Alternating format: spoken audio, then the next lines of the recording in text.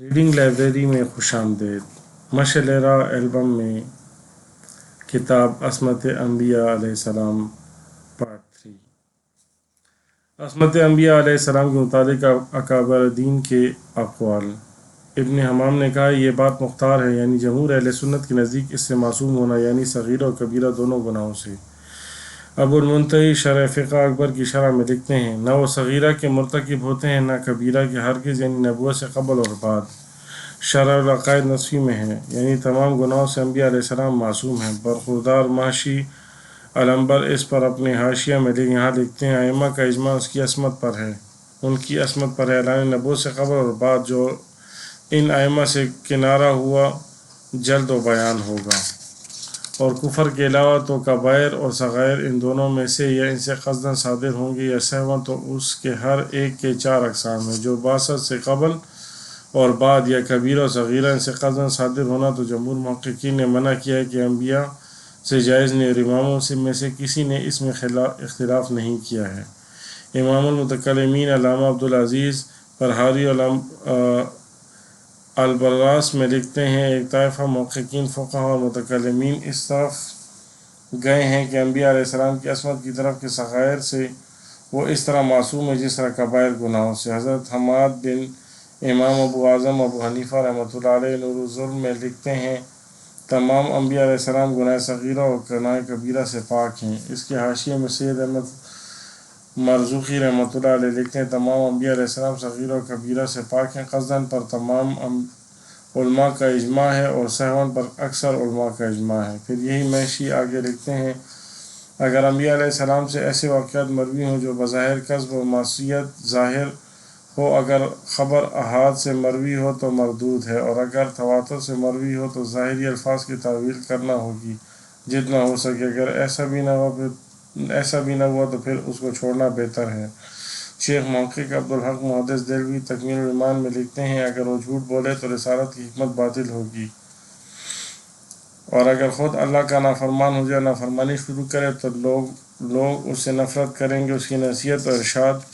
وہ فائدہ نہیں دے گا۔ مفتی احمد یار خان رحمۃ اللہ علیہ جواء الحق میں لکھتے ہیں ہمیشہ سے امت مصطفیٰ صلی اللہ علیہ وآلہ وسلم کا عصمت انبیاء پر اجماع رہا ہے، سوا فرقہ ملونیہ حشوشیہ کے کوئی اس کا منکر نہ ہوا۔ چنانچہ شرح العقائد نصفی، فقہ اکبر، تفسیرات احمدیہ، تفسیر روح البیان، مدارج النبوہ، مواہب لدنیہ، شفاء و شریف، نسیم الریاض وغیرہ میں اس کی تصریح ہے۔ یہی مفتی صاحب آگے لکھتے ہیں گناہ گاروں کی بخشش حضور صلی اللہ علیہ وسلم کے وسیلے سے ہے۔ اللہ تعالیٰ فرماتا ہے اس آیت میں عام مجرمین کو بارگاہ مصطفیٰ میں حاضر ہو کر ان کے وسیلے سے استغفار کرنے کی دعوت دی کہ اگر حاکم بدعین آپ کا دامن عفت گناہوں سے آلودہ ہو تو پھر بتاؤ پھر آپ کا وسیلہ کون ہوگا اور کس کے ذریعے آپ کو معافی ہوگی۔ جب سب مجرموں کا وسیلہ مغفرت ہو، ضروری ہے کہ وہ جرائم سے پاک ہو، اگر وہ بھی گناہ گار ہو تو پھر ترجیح بلا مرجع کا سوال پیدا ہوگا اور وہ دوری یا تسلسل لازم ہوگا۔ پھر آگے لکھتے ہیں قیمتی چیز قیمتی برتن میں رکھی جاتی ہے، موتی کا ڈبہ بھی قیمتی ہوتا ہے، سنہری زیورات کا بکس بھی قیمتی، دودھ کا برتن بھی ہر گندی و ترشی سے محفوظ رکھا جاتا ہے تاکہ دودھ خراب نہ ہو جائے۔ کارخانہ قدرت میں نبوت بڑی انوکھی اور بے بہا نعمت ہے، تو چاہیے کہ اس کا ظرف یعنی انبیاء کے دل کفر و فسق اور ہر قسم کی گندگی سے پاک و صاف ہوں۔ اسی لیے رب تعالیٰ نے فرمایا اللہ یعلم حیث یجعل رسالتہ، اللہ ہی ان کی نفوس کو جانتا ہے جو اس کی رسالت کے لائق ہیں۔ امام قرطبی رحمۃ اللہ علیہ تفسیر قرطبی میں لکھتے ہیں جمہور فقہاء مالک و ابی حنیفہ و شافعی کے اصحاب کہتے ہیں کہ تمام انبیاء علیہ السلام تمام صغیرہ گناہوں سے پاک ہیں جیسا کہ کبیرہ گناہوں سے، کیونکہ ہمیں ان کے اتباع کا حکم ہے، ان کے افعال و نقش قدم اور ان کے اخلاق کا مطلق حکم ہے، اس پر کوئی قرینہ نہیں۔ اگر ہم اس سے صغیرہ گناہ جائز سمجھیں تو ان کی اقتداء ممکن نہیں، یعنی جائز نہیں۔ پھر یہی مؤلف آگے لکھتے ہیں صغائر میں اختلاف ہے، اکثر کا اس پر اتفاق ہے کہ صغیرہ گناہ بھی ان سے جائز نہیں۔ مولانا محمد ایوب دہلوی مقالات ایوبی میں فرماتے ہیں حق یہ ہے کہ معجزہ نبی کے معصوم ہونے پر دلالت کرتا ہے، اور نبی کا معصوم ہونا ممکنات میں سے، اور نبی کا غیر معصوم ہونا جن آیات سے ظاہر ہوتا ہے وہ سب متشابہات میں سے ہیں، لہٰذا ان آیات پر ایمان لانا واجب ہے اور عمل کرنا یعنی ان کے متعلق اظہار خیال کرنا ناجائز ہے۔ مثلاً وَعَصَىٰ آدَمُ رَبَّهُ فَغَوَىٰ، یہ آیت حق ہے لیکن اظہار خیال کہ آدم علیہ السلام عاصی تھے غاوی تھے، ناجائز ہے بلکہ کفر ہے۔ اسی طرح انہ لیس من اہل کا یہ آیت متشابہ ہے، اس پر ایمان لانا حق ہے اور اس پر عمل کرنا یعنی اظہار خیال کرنا کہ نوح علیہ السلام کا قول غلط ہے، اظہار خیال ناجائز بلکہ کفر ہے، کیونکہ اللہ اور رسول دونوں کا قول حق ہے، کیونکہ رسول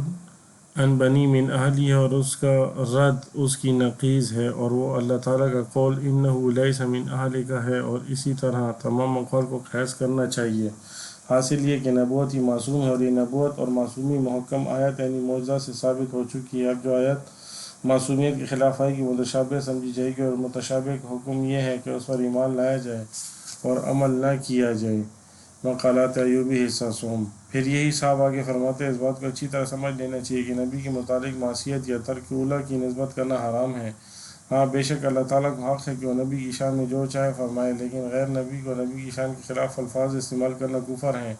اور ان کی نقل بغیر کسی عقیدے کے فسق ہے۔ اس کفر و فسق سے اعتراض لازم ہے۔ پھر یہی دہلوی صاحب لکھتے ہیں صدق کی تو صرف ہی عبادت ہے، اور وہ بھی جب کہ مقبول ہو، اور نبی کا جینا اور مرنا، تندرست ہونا اور بیمار ہونا اور سیر ہونا اور بھوکا رہنا سب عبادت مقبولہ ہے۔ قل ان صلاتی و نسکی و محیای و مماتی للہ رب العالمین۔ اللہ کے معنی مقبول کے ہیں، یعنی نبی کی شان میں کوئی سا لفظ بھی استعمال کرنا کفر یا فسق ہے، چاہے جائے کہ معصیت یا ترک اولیٰ کہنا۔ پھر یہی صاحب دوسری جگہ لکھتے ہیں معصیت و ترک اولیٰ بے تمیزی ہے، اور بے تمیزی میں متصور نہیں، لہٰذا نبی میں معصیت و ترک اولیٰ اور غیر معصوم میں متصور نہیں ہے، لہٰذا نبی معصوم محض ہے۔ مقالات مذکورہ۔ پیر محمد کرم شاہ الازہر اپنی تفسیر ضیاء القرآن میں لکھتے ہیں اس عقیدے پر امت کا اجماع ہے کہ ہر نبی خصوصاً نبی الانبیاء سید الرسول صلی اللہ علیہ وآلہ وسلم معصوم ہے۔ حضور صلی اللہ علیہ وآلہ وسلم کے دامن عصمت پر گناہ کا کوئی داغ نہیں ہے۔ ضیاء القرآن۔ تفسیر نعیمی۔ جس وقت مفتی احمد یار خان رحمۃ اللہ علیہ لکھتے تھے کہ تفسیر پوری نہ ہوئی کہ آپ کا وصال ہوا، باقی تفسیران کے ان کے صاحبزادے مفتی اقتدار احمد خان نعیمی لکھتے ہیں۔ مفتی اقتدار احمد خان نعیمی تفسیر نعیمی کے 12ویں جلد میں لکھتے ہیں انبیاء کرام معصوم ہوتے ہیں، اور عصمت کے معنی ہے عیب نہ کر سکنا۔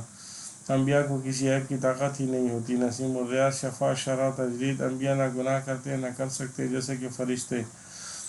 حضرت علامہ علی بن عثمان الاویسی رحمۃ اللہ علیہ قصیدہ بدعلمانی میں فرماتے ہیں اور بے شک انبیاء علیہ السلام امان میں ہیں گناہ کے ارادے سے اور نبوت کے معذور ہونے سے۔ علامہ ابو شکور سالمی رحمۃ اللہ علیہ اپنے تمہید ابی شکور میں لکھتے ہیں اہل سنت و جماعت نے کہا ہے کہ انبیاء علیہ السلام اعلان وحی سے قبل انبیاء اور معصوم تھے اور ان کے عصمت واجب ہے، اور رسول صلی اللہ علیہ وآلہ وسلم سے پہلے رسول اور مامون تھے، اور اسی طرح وفات کے بعد اس پر اللہ تعالیٰ کا یہ قول دلیل ہے۔ جو عیسیٰ علیہ السلام کی خبر جو اس کی تصدیق تھی جس وقت وہ پنگوڑے میں بچہ تھے، آپ نے کہا میں اللہ کا بندہ ہوں، مجھے کتاب دی گئی ہے اور مجھے نبی بنایا گیا ہے۔ یہ بات معلوم ہے کہ وہی بچوں پر نہیں ہوتی اور کتاب نبی مرسل پر بھیجی جاتی ہے، اور اس نص میں تعویل بھی نہیں ہے اور نہ اس میں تعریض ہے۔ حضور اکرم صلی اللہ علیہ وسلم سے پوچھا گیا کیا کس وقت نبی تھے؟ آپ صلی اللہ علیہ وآلہ وسلم نے فرمایا کہ میں اس وقت نبی تھا جب وقت آدم علیہ السلام پانی اور گارے کے درمیان تھے۔ اس کا معنی یہ ہوا کہ انبیاء علیہ السلام وحی سے قبل بھی معصوم تھے اور وحی کے بعد تو زیادہ ضروری ہے، کیونکہ اگر وہ گناہوں سے اور جھوٹ سے معصوم نہ ہو تو اس میں شبہ ہوتا ہے، کیونکہ جب کوئی جھوٹ پر مشہور ہو جائے یا اسے جھوٹ بولنا جائز مانا جائے تو ممکن ہے اس کا قول جھوٹ پر حمل کیا جائے گا، اور جائز نہیں ہے کہ جھوٹے شخص پر وحی نازل ہو جائے کیونکہ اس کے دعوے میں شبہ ظاہر ہوگا۔ تو انبیاء کی عصمت ضروری ہے، اور یہ اس بات پر دلالت کرتا ہے کہ وہ نبی ہیں، کیونکہ غیر نبی کے لیے معصوم ہونا شرط نہیں۔ جب انبیاء علیہ السلام کے لیے عصمت ثابت ہے تو ضروری ہے کہ وہ صغیرہ اور کبیرہ دونوں گناہوں سے پاک ہو۔ پیر عارف حضرت عبدالعزیز دباغ رحمۃ اللہ علیہ نے فرمایا انبیاء علیہ السلام نبوت سے پہلے اور بعد میں معصوم ہوتے ہیں، اور جو فعل یوسف علیہ السلام کے بھائیوں سے صادر ہوا اس میں دراصل باطنی طور پر معمول تھے اور حکم اللہ کی طرف سے، اس لیے کہ غیب ایک راز ہے جو اللہ کے پاس ہوتا ہے۔ اس کے بعد آگے یہ حضرت فرماتے ہیں اکثر عتاب جو انبیاء کو ہوئے اس قسم کے ہیں، اس کی وجہ یہ ہے کہ اللہ تعالیٰ باطن میں ایک کام کرنے کا حکم دیتا ہے، حالانکہ ظاہر میں اس کو ان کے خلاف کرنے کا حکم دیا گیا ہوتا ہے، تو بظاہر یہی ان کے گناہ ہوتے ہیں۔ معترض نے حضرت سے یہ سوال کیا کہ جب یہ فعل اللہ کے باطنی اللہ کے حکم سے کام کیا گیا ہے، تو حضرت نے اس کو یہ جواب دیا، یہ بات ٹھیک ہے، لیکن جب ظاہر کو دیکھتا ہے اور اپنے آپ کو اس کے مخالف پاتا ہے تو اس کی نگاہ اسے وہ کام گناہ دکھائی دیتا ہے، کیونکہ اس کے نزدیک محض ظاہر کی مخالفت کا نام گناہ ہے۔ پھر معترض نے اعتراض کیا کہ یہ تو ظاہر ہی ہے، وہ اسے گناہ خیال کرتا ہے، لیکن عتاب میں بات ظاہر نہیں، اس لیے کہ جس خدا نے اسے ظاہری حکم کو منسوخ کرنے یا اسے مخصوص کرنے والے حکم کی سی ہے، لہذا عتاب نہیں ہونا چاہیے۔ آپ نے اس کا یہ جواب دیا، وہی کا نزول انبیاء کے خواطر کا تابع ہوتا ہے، لہذا جو خیال نبی کے دل پر وارد ہوگا اسی کے مطابق وہی نازل ہوگی۔ نبی کو جب اپنا فعل گناہ نظر آتا ہے تو وہ اپنے نفس کو اس پر عتاب کرتا ہے، لہذا وہی بھی ایسی ہی نازل ہوتی ہے۔ مرتب کرنے والا یہ لکھتا ہے کہ حضرت نے فرمایا، جو انبیاء علیہ السلام کے خواطر کو معلوم کرنا چاہے تو اسے ان کتابوں کو دیکھنا چاہیے جو ان پر نازل ہوئی، کیونکہ یہ ان کے خواطر کے مطابق نازل ہوئی۔ چنانچہ جہاں کتاب میں نصیحت کی گئی ہے تو اس کا نزول اس وقت ہوا ہے جب نبی کے دل میں مخلوق کو نصیحت کرنے کا خیال آیا، اور جب کتاب میں کوئی خوشخبری دی گئی ہے تو اس کا نزول اس وقت ہوا جب کہ نبی کے دل پر انبساط اور منافع امت کی محبت تھی، اور جہاں کتاب میں ڈرایا گیا یا سخت وعید آئی ہے اس کا نزول اس وقت ہوا جس وقت نبی کے دل پر غصہ اور انقباض تھا۔ اسی سے تمہیں معلوم ہو جائے گا کہ عصمت انبیاء کا ثمرہ کیا ہے، اور یہ کہ ان کے تمام خواطر اور خیالات جو ان کے دل پر گزرتے ہیں حق اور خدا کی طرف سے ہوتے ہیں۔ محدث پاکستان حضرت علامہ مولانا سعید احمد کاظمی رحمۃ اللہ علیہ لکھتے ہیں، جب یہ حقیقت ناقابل انکار ہے کہ آسمانی دین صرف انبیاء علیہ السلام کے واسطے سے نازل ہوا ہے، تو عصمت نبوت سے بھی مجال انکار باقی نہیں رہتی، کیونکہ جو شخص کو جو ہوتا ہے وہ خود صراط مستقیم پر قائم نہیں رہتا، چاہ جائے کہ دوسروں کو خدا کے دین و صراط مستقیم کی طرف بلائے۔ پھر آگے لکھتے ہیں، یہ صرف اسلام کی خصوصیت ہے کہ اس نے انبیاء علیہ السلام کے دامن نبوت کو ان تمام عیوب اور نقائص اور ضمائم سے قبا سے پاک قرار دیا ہے جو عصمت نبوت کے منافی ہیں۔ اسلام کے سوا کسی دین میں عصمت نبوت کا عقیدہ نہیں پایا جاتا۔ پھر مزید لکھتے ہیں، اگر نبوت اور رسالت ان مناسب اور باسط انبیاء علیہ السلام کی حکمتوں پر غور کیا جائے تو یقیناً نبوت کا اقرار کرنا پڑے گا۔ کم از کم اتنی بات ہر شخص سمجھ سکتا ہے کہ جس کام کے کرنے کی صلاحیت کسی میں نہ ہو وہ کام اس کو سپرد نہیں کیا جاتا۔ ایک ظالم کی کرسی عدالت پر بٹھانا، ان پڑھ آدمی کو علم و حکمت کی کوشگافیوں کا کام سونپنا، کسی بدکار فاسق و فاجر کو عفیات کی عزت و ناموس کی حفاظت کے متعین کرنا، بیمار اور ناپاک کے سر پر بھاری بوجھ رکھ دینا، دنیا گم کردہ راہ سے ہدایت طلب کرنا کسی عاقل کا کام نہیں۔ پھر یہ کیسے ہو سکتا ہے کہ ان امور کی صلاحیتوں کے بغیر ہی اللہ تعالیٰ ان کو انجام دہی کا منصب انبیاء علیہ السلام کو سونپ دے؟ جب یہ ممکن نہیں تو ماننا پڑے گا کہ اللہ تعالیٰ نے منصب نبوت کے ساتھ وہ تمام قوت اور صلاحیتیں بھی انبیاء علیہ السلام کو عطا فرمائی ہیں جن کا ہونا ان کے لیے ضروری تھا، اور یہی عصمت کا مفہوم ہے جس کے بغیر نبوت ایسی ہے جیسے بینائی کے بغیر آنکھ اور روشنی کے بغیر سورج۔ مقالات کاظمی حصہ سوم، صفحہ 70۔ امام یوسف بن اسماعیل بہانی رحمۃ اللہ علیہ جواہر السجار میں شریف میں لکھتے ہیں، سید عالم صلی اللہ علیہ وآلہ وسلم کے انہی خصائص میں سے یہ ہے کہ آپ صلی اللہ علیہ وآلہ وسلم ہر قسم کے گناہ سے معصوم ہیں، چاہے وہ گناہ صغیرہ ہو یا کبیرہ، قصداً ہو یا بھولے سے، جیسے کہ اللہ جل شانہ نے فرمایا، تاکہ اللہ تمہارے سبب سے گناہ بخشے، تمہارے اگلوں کے اور تمہارے پچھلوں کے۔ امام سبکی قدس سرہ نے اپنے تفسیر میں فرمایا، اس پر تمام امت کا اتفاق ہے کہ حضرات انبیاء علیہ السلام تبلیغ سے متعلق ہر قسم کی لغزش سے معصوم ہوتے ہیں اور تمام گناہ کبیرہ سے بھی معصوم ہوتے ہیں۔ اس طرح وہ چھوٹے اور گھٹیا گناہ جو انہیں مقام و مرتبہ سے گرا دیں اس سے بھی معصوم ہیں، اور یوں ہی صغائر پر مدامت اور اصرار سے بھی بری ہوتے ہیں۔ ان چاروں اقسام کے عدم و صدم پر ساری امت کا اتفاق ہے۔ پھر یہ موقف آگے لکھتے ہیں، اور وہ صغائر جو انہیں ان کے مقام و مرتبہ سے نہ گرائیں ان کے صدور پر اختلاف ہے۔ معتزلہ وغیرہ کثیر لوگ ان کے جواز کے قائل ہیں، اور مذہب مختار یہ ہے کہ ایسے گناہ بھی حضرات انبیاء علیہ السلام سے ناممکن ہے، اس لیے کہ ہمیں ان سے صادر ہونے والے ان کے ہر قول و فعل میں پیروی کا حکم دیا گیا ہے، لہذا یہ کیوں کر ہو سکتا ہے کہ ان حضرات سے گھٹیا پن کا صدور بھی ممکن ہو اور پھر اس غیر مناسب گھٹیا شے کی ہمیں اقتداء کرنے کی بھی اجازت دے دی جائے۔ علامہ سبکی قدس سرہ نے فرمایا، مؤخر و ذکر گناہ کے مجوزے نے فقط مذکورہ آیت کے ظاہری مفہوم کو سامنے رکھا ہے اور اس ملک کے جواز پر کوئی نص یا دلیل پیش نہیں کی۔ علامہ سبکی نے فرمایا میں نے جب اس آیت کریمہ کے لیغفر لک اللہ ما تقدم من ذنبک وما تأخر کے سیاق و سباق میں غور کیا تو میں نے وہاں صرف ایک ہی احتمال پایا اور وہ سید عالم صلی اللہ علیہ وسلم کی عظمت شان کا بیان ہے، اور نہ ہی وہاں کوئی گناہ وغیرہ نظر آیا۔ مذکورہ آیت کریمہ سے مراد یہ ہے کہ اللہ تعالیٰ نے چاہا کہ بندوں پر جتنے بھی اخروی نعمات ہوئے ہیں وہ تمام کے تمام ایک آیت میں جمع کر دیے جائیں۔ تمام اخروی نعمتوں کی دو قسمیں ہیں،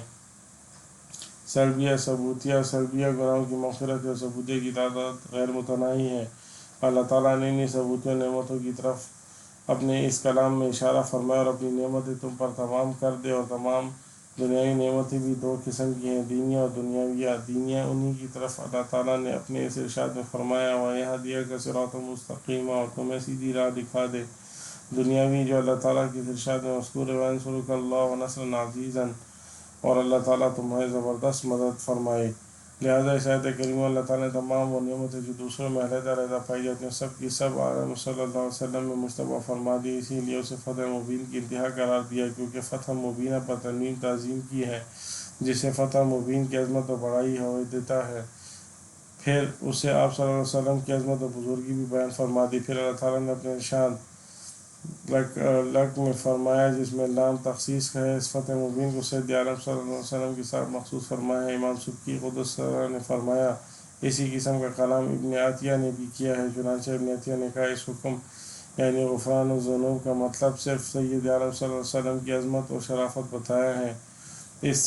ہے، اس سے گناہ قطعاً مقصود نہیں۔ پھر ابن عطیہ نے فرمایا بتقدیر تسلیم و ذنوب اس میں شک و شبہ کی گنجائش باقی نہیں رہتی کہ سید عالم صلی اللہ علیہ وآلہ وسلم سے کوئی گناہ واقع ہوا ہی نہیں، پھر اس کے خلاف کیا خیال کیا جاتا ہے، جبکہ اللہ تعالیٰ نے سید عالم صلی اللہ علیہ وسلم کے متعلق فرمایا وما ينطق عن الهوى ان هو الا وحی یوحی، وہ کوئی بات اپنی خواہش سے نہیں کرتے، وہ تو نہیں مگر وہی جو انہیں کی جاتی ہے۔ رہا سید عالم صلی اللہ علیہ وسلم کا فعل مبارک تو فعل چاہے چھوٹا ہو یا بڑا، تھوڑا ہو یا زیادہ، اس فعل کی پیروی کرنے اور آپ صلی اللہ علیہ وسلم کے اس فعل کو اپنے لیے اسوہ بنانے پر سب صحابہ کرام کا اتفاق اور اس فعل کی اتباع میں صحابہ کرام رضوان اللہ علیہ اجمعین کہ ہاں نہ تو کسی قسم کا توقف تھا اور نہ ہی اس میں کوئی بحث و تمہیز تھی۔ یہی وجہ کہ حضرات صحابہ کرام علیہم رضوان سید عالم صلی اللہ علیہ وسلم کے پوشیدہ اور اندرونی اعمال کے معلوم کرنے اور ان کی اتباع کرنے اور انہیں بھی اسوہ و مثال بنانے کی ٹو میں لگے رہتے تھے۔ معلم کائنات صلی اللہ علیہ وسلم کے ساتھ صحابہ کرام رضوان اللہ علیہ اجمعین کے احوال مبارکہ میں جو آدمی غور و فکر کرے گا تو اسے پتہ لگے گا کہ سید عالم صلی اللہ علیہ وسلم کے قلب اطہر میں ان کے اعتقاد کے خلاف خیال لانے سے آپ صلی اللہ علیہ وسلم سے شرماتے ہوں گے۔ التفسیر الصبح کی امام حاکم قدس نے اس روایت کی تصحیح کرتے ہوئے عمرو بن شعیب کے طریق سے اور انہوں نے اپنے والد محترم سے اور انہوں نے اپنے جد امجد سے روایت کیا کہ انہوں نے فرمایا میں نے عرض کیا رسول اللہ صلی اللہ علیہ وسلم کیا جو کچھ میں نے آپ صلی اللہ علیہ وسلم سے سنا کروں اسے لکھ لیا کروں؟ تو سید عالم صلی اللہ علیہ وسلم نے فرمایا ہاں لکھ لیا کرو۔ پھر میں نے عرض کیا تو کیا رسول اللہ صلی اللہ علیہ وسلم میں وہ بھی لکھ لیا کروں جو بحالت خوشی و ناخوشی میں آپ صلی اللہ علیہ وسلم سے صادر ہو؟ تو آپ صلی اللہ علیہ وسلم فرما دیتے کہ ہاں وہ بھی لکھ لیا کرو، اس لیے کہ میں غصے میں یا خوشی میں ہر حالت میں سچی اور حق بات ہی کہتا ہوں، اور حق کے سوا کہنا میرے منصب سے کہیں دور ہے۔ علامہ ابن عساکر قدس نے حضرت ابو ہریرہ رضی اللہ تعالیٰ عنہ سے روایت کی کہ سید عالم صلی اللہ علیہ وسلم نے فرمایا میں جو بھی کہوں سچ ہی کہتا ہوں۔ حضرت ابو ہریرہ رضی اللہ تعالیٰ عنہ نے فرمایا اس پر کچھ صحابہ کرام عرض کنا ہوا رسول اللہ صلی اللہ علیہ وسلم اس میں یقیناً ہماری رعایت ہے۔ سید عالم صلی اللہ علیہ وسلم نے فرمایا میں جو بھی کہوں سچ ہی کہتا ہوں۔ نبی کریم صلی اللہ علیہ وسلم کے انہی خصائص میں سے یہ ہے کہ آپ صلی اللہ علیہ وسلم ہر غیر پسندیدہ فعل سے بری ہیں۔ امام سبکی قدس نے جامع الجوامع میں عصمت کی وجہ سے سید عالم کا کوئی بھی فعل حرام نہیں ہے اور سید عالم صلی اللہ علیہ وسلم کا کوئی فعل مکروہ نہیں ہے۔ نبی کریم صلی اللہ علیہ وسلم کا ایسا فعل جو ہمارے لیے مکروہ ہے وہ فعل سید عالم صلی اللہ علیہ وسلم نے بیان و جواز کے لیے کیا ہے، اس لیے وہ فعل بھی سید عالم صلی اللہ علیہ وسلم کے حق میں واجب و تبلیغ ہے یا وہ کام آپ صلی اللہ علیہ وسلم کے حق میں مستحبات میں سے ہے، لہٰذا اس قسم کے فعل پر سید عالم صلی اللہ علیہ وسلم کے واجب و مستحب کا ثواب ہے۔ جواہر البحاری فضائل النبی المختار، امام یوسف نبھانی رحمۃ اللہ علیہ نے مختلف اماموں کے اقوال نقل کیے اور یہ ثابت کیا کہ جو کام ہمارے ہاں حرام یا مکروہ اگر نبی کریم صلی اللہ علیہ وسلم سے ایسا فعل صادر ہو گیا ہو تو وہ کام بھی اللہ تعالیٰ کے حکم سے کیا ہو اور وہ آپ کے جائز اور باعث ثواب ہے، کیونکہ وہ بھی بے امر اللہ ہے۔ ہمارے لیے جو احکامات ہیں وہ صرف ہمارے لیے ہیں، اور جو خصوصی احکامات ان کے لیے وہ ہمارے لیے نہیں، ہم بھی ان احکامات سے مستثنی ہیں۔ امام قاضی ایاز و شفا میں عصمت اور انبیاء علیہ السلام کے متعلق لکھتے ہیں، بعض علماء کا فرمانا یہ ہے کہ انبیاء علیہ السلام کبائر و صغائر سے ہی نہیں بلکہ مکروہات کا بھی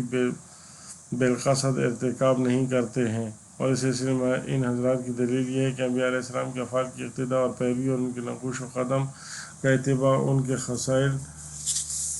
سیرتوں اور عادتوں کا مطلقاً اتباع کیا جائے، ان پر فقہ اربعہ کا اجماع ہے اور اس میں کسی قرینے کی ضرورت نہیں۔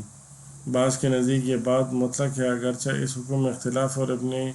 خونبر نزار نے حضرت امام مالک کے حوالے سے اس التزام کو وجوب کا درجہ دیا ہے، اور اس کی تائید اسیری ابن قصار عراق کے علماء میں سے ابن سیود استخری بن خیران نے بھی کی ہے۔ عراق کے اکثر علماء کا تعلق شافعی مسلک سے ہے، لہذا شوافع کہ اکثر علماء اس کے استحباب کے قابل ہیں، لیکن دوسرے احباب اہل علم نے اس کے استحباب کی جانب بھی کیا ہے، لیکن بعض علماء نے اتباع کو امور دینہ اور ان امور کے ساتھ مخصوص کیا ہے جن کے بارے میں معلوم ہو گیا کہ حضور علیہ الصلوۃ والسلام نے اس کو قربتاً کہا تھا، اور جو حضرات اس سلسلے میں اباحت کے قائل ہیں ان حضرات نے اس سلسلے میں کوئی قید نہیں لگائی، بلکہ یہ کہا کہ اگر ہم انبیاء علیہ السلام کے لیے صغائر کو جائز رکھیں تو اس سلسلے میں انبیاء کی پیروی ممکن نہ رہے گی، کیونکہ ہمارے لیے یہ امتیاز ممکن نہ ہوگا کہ حضور اقدس صلی اللہ علیہ وسلم نے فعل قرابتاً اباحتاً یا فطرتاً کیا تھا، اور نہ یہ بات ممکن ہوگی کہ کسی کو حضور صلی اللہ علیہ وسلم کی اقتداء کی جانب متوجہ کیا جائے اور آپ کی اقتداء کی ترغیب دی جائے، کیونکہ ان افعال میں ان امکان کا شائبہ رہے گا خدا نخواستہ فعل معصیتاً صادر ہوا ہے۔ الشفاء القاضی العیاض، یہ چند اقوال اکابر دین اور اکابر اہل سنت مشت از نمونہ خردوار پیش خدمت ہے۔ امید ہے کہ قارئین کرام ان اقوال کی روشنی میں ان بزرگوں کے ان اقوال پر اعتماد کر کے ان کے اقتداء میں اپنا عقیدہ پختہ کر کے عصمت انبیاء کا عقیدہ اپنائیں گے۔